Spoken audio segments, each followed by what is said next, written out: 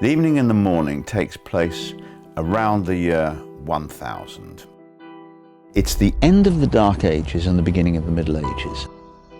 And what we're seeing is a conflict between people who want England to be ruled by law and people who prefer the old ways. So this is the point at which England begins to change, and the main drama of the story comes in conflict about that change. After The Pillars of the Earth, I wrote 2 books which took place in the same town, Kingsbridge, in later periods of history. The Evening and the Morning takes place in Kingsbridge at an earlier period of history.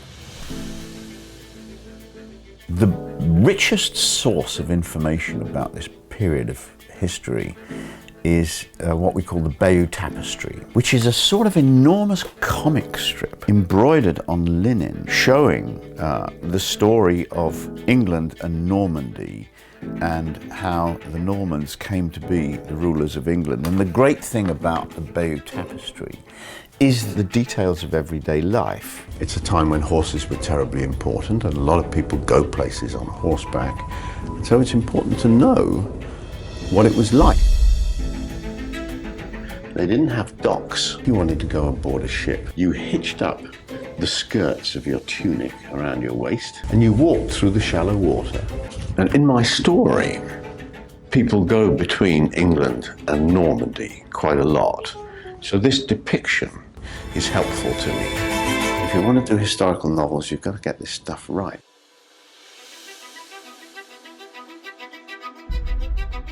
Now, architecture excites me because it tells of a way of life, you see. We're at Glastonbury Abbey. There has been a monastery here since the 1st century AD, and 2 of my characters visited at different times. Edgar wants to build a canal and he wants to see how they've done it. Alden comes here. He is a monk. He comes here to beg a gift. His little monastery is broke, and he thinks that if he can get the relics of a saint, it will attract pilgrims and they will make money out of the pilgrims. I won't tell you whether he gets it. You have to read the book. The Evening and the Morning certainly has some strong female characters, as my books always do. When we first meet Ragnar in France, she's already a young woman of importance.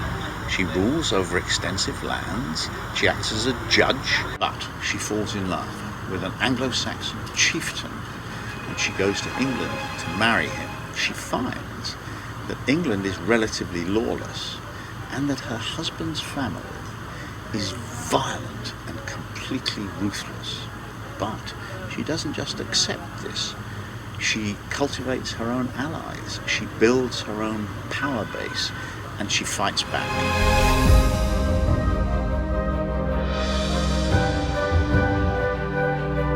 Hello. Welcome. Wow. One of my characters is a boat builder, Edgar, who is really the hero of the story. The best boats at the time were those of the Vikings.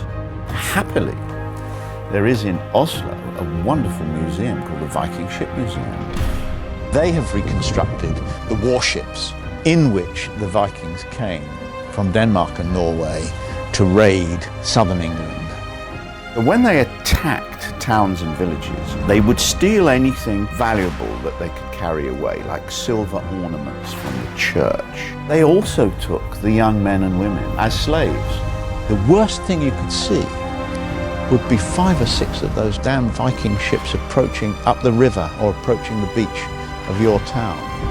Then you knew you were in for hell on earth. In the opening of my story, the young hero, Edgar, is on the beach at dawn, and coming towards him, this is what he sees with a dragon's head right at the front. And of course, it's a completely terrifying sight. So here is a dragon's head. Gosh, the carving is extraordinary, isn't it? The look, the grandeur, and the grace of those ships is really a very important image for this book. For the cover of The Evening and the Morning, for the first time, I've started working with an artist before the book is finished. And so I took Darren Cook, who is a designer who's worked on the covers of my books now for several years.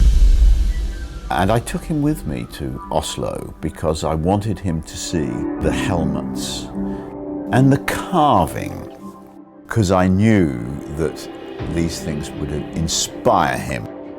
When you see runic letter forms, they locate a piece in history so specifically. A lot of the characters are very similar to an M, a runic M is very similar to an M that we would use today. So there's a really good opportunity here to create a branded look for the title, which is inspired by the runic alphabet. By the time the book is finished, we will have a very vivid idea of what the cover should look like all over the world. We're in the east of England, not far from the cathedral city of Lincoln. I was very pleased to find Dave Greenhalgh. He's an expert in ancient coins, and he's also a very practical guy, and he has a forge, and he actually makes replica coins in the way that they were made in Anglo-Saxon times. Part of the plot of The Evening and the Morning is that somebody's forging silver pennies, the only money in Anglo-Saxon England. That can go in. This is how you make the fire hotter. And all this done with no electricity. Yep. They take a pound of silver penny, melt it down, mix it with a pound of copper, and make twice as many pennies as they had before. Double your money. Oof. If you just tried to imagine this, you would have no idea. A novel is full of physical details of houses and churches and landscapes. All emotional stuff is based on physical description, and all physical description ought to have emotional weight. You've got to make it real in the reader's mind. You've got to make the reader have an emotional reaction to this story. It's a kind of enchantment. I'm in this book, and I really care more about what's going to happen in the next chapter of this book than what's going to happen to me tomorrow. That's a magic spell, and it's actually, in the end, it's the only thing that matters.